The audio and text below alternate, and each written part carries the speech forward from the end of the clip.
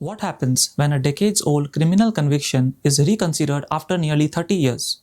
A court decides whether an indigent litigant can be compelled to pay court fees midway through a trial, and the legal protection available to financially weaker litigants comes under judicial scrutiny.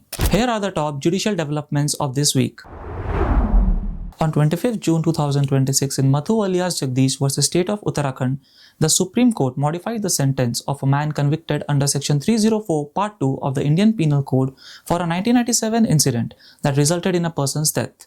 The court observed that the evidence did not support the prosecution's allegation that the fatal injuries were caused by the stones thrown by the accused. Instead, the injuries were found to have resulted from the victim's fall into a dry canal with a rocky bed during a sudden scuffle. Considering the circumstances of the incident, the appellant's age, the passage of nearly 3 decades, and the fact that he had already undergone more than 1.5 years of imprisonment, the court upheld the conviction but reduced the sentence to a period already undergone.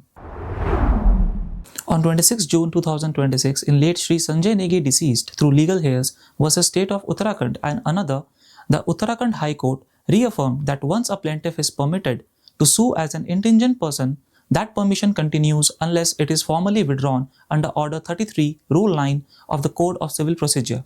The court held that a defendant cannot simply seek a direction for payment of court fees without first invoking the statutory procedure for withdrawal of indigent status. The judgment emphasizes that the court must strictly follow the procedure prescribed under the CPC before depriving a litigant of the protection granted to indigent persons.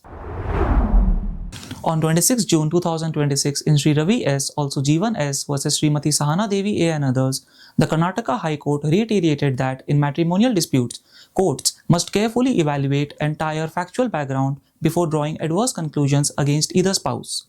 The courts emphasized that findings affecting matrimonial rights should be based on reliable evidence and a comprehensive appreciation of the conduct of the parties, rather than isolated allegations or assumptions. The judgment reinforces the principle that matrimonial disputes require a balanced and evidence-based judicial approach.